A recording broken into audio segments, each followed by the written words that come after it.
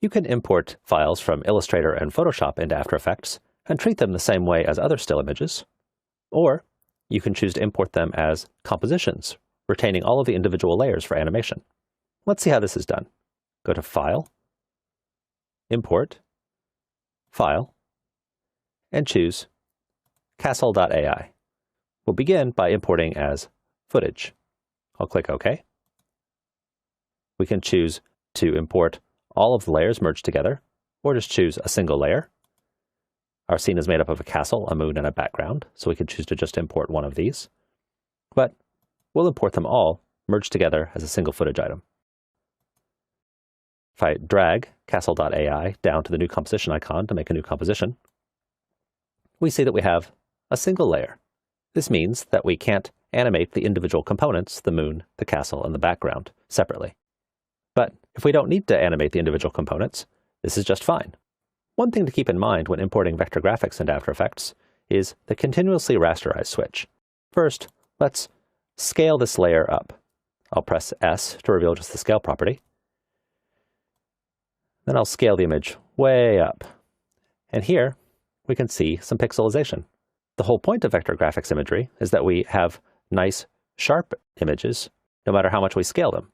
So why are we getting this pixelization, this stair-stepping with our vector graphic?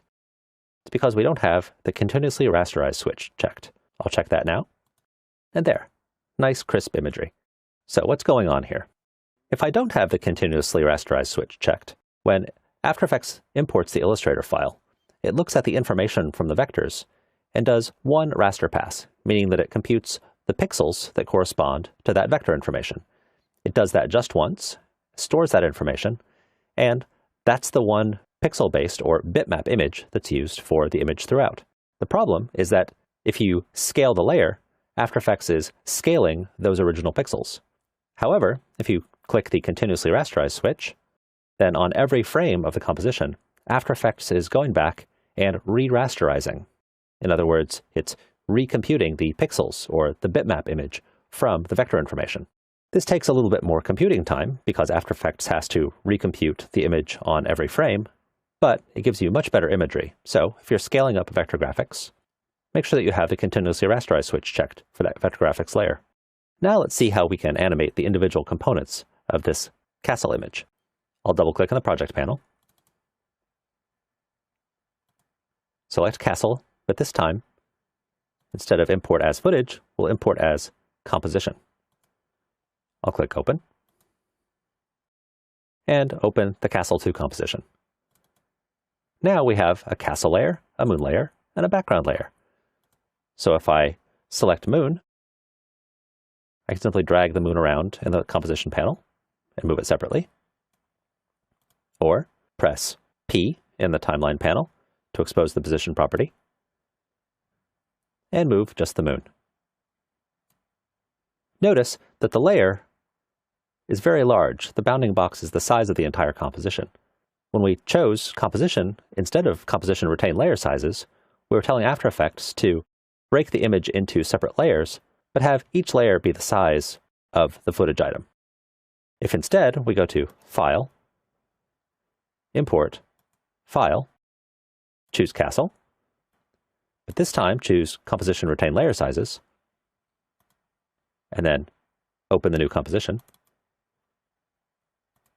we see that the bounding box around the moon is just the right size for the moon. Similarly, the bounding box for the castle is just the right size for the castle. And the bounding box for the background is the size of the entire footage item. This is very useful when animating because we have an anchor point that is located in the center of the object as opposed to being in the center of the scene.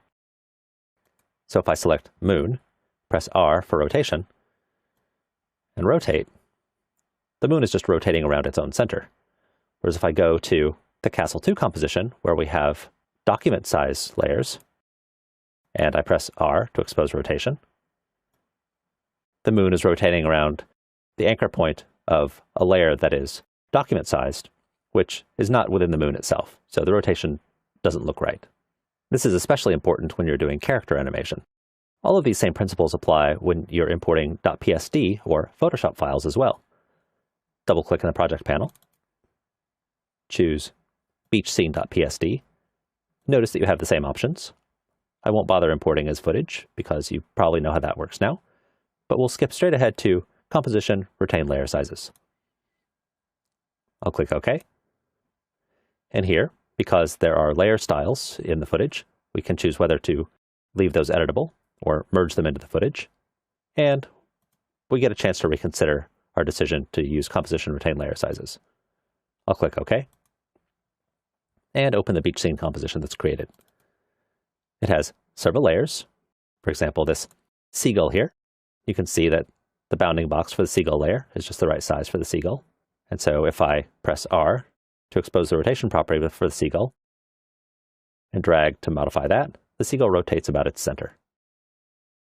One thing to keep in mind when importing Illustrator and Photoshop files as compositions with individual layers is that After Effects can only do this if the color mode is RGB. If you have a CMYK file from Illustrator or Photoshop, After Effects can import it, but only as a flattened footage item. The same thing is true of other color modes, such as LAB. So, if you find that you're unable to import a file as a composition, check what its color mode is in Photoshop or Illustrator. And if it's not RGB, switch it to RGB before importing. Also note that After Effects can only decompose Illustrator files into separate layers when those layers are at the top level. To separate objects into individual layers in Illustrator, use the Release to Layers command in Illustrator.